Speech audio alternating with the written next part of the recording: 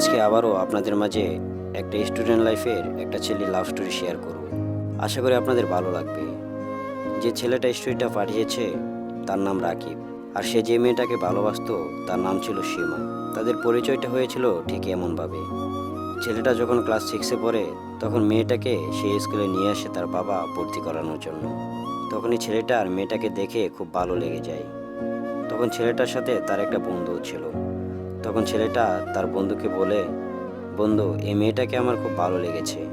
আমি ওকে প্রথম দেখেই ওর চেহারার মায়ে পড়ে গেছি, ওকে ভালোবেসে ফেলেছি।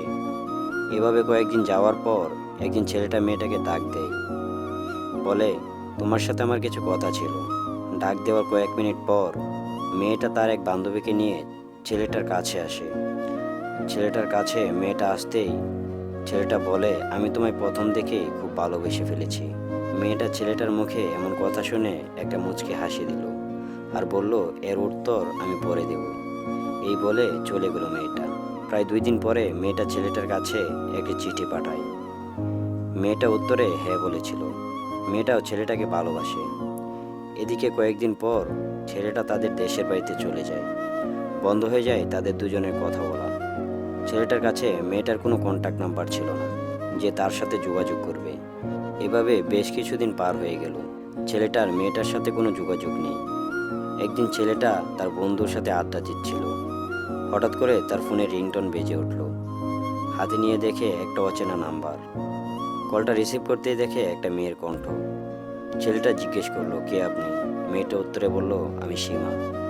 এই কথাটা শোনার পর ছেলেটা এতটা খুশি হয়েছিল। ছেলেটা মনে করেছিল আজ হয়তো পৃথিবীতে তার চেয়ে সুখী আর কেউ নেই। তারপর ছেলেটা মেয়েটাকে জিজ্ঞেস করলো, তুমি আমার নাম্বার কোথায় পেলে? সে বলল, তোমার বন্ধুর কাছ থেকে নিয়েছি। এভাবে কথা বলা চলতে থাকে।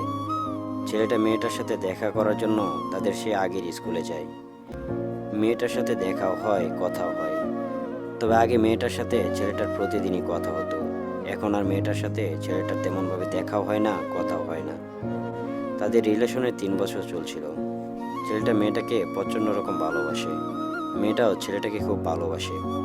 তাদের সম্পর্কে আমি এতটুকুই বলতে চাই, আল্লাহ তাআলা যেন তাদের এই সম্পর্ককে সারা জীবনের জন্য কবুল করে নেয়।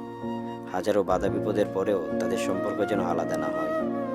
তো সকলে ভালো থাকবেন, সুস্থ থাকবেন। ধন্যবাদ সবাইকে।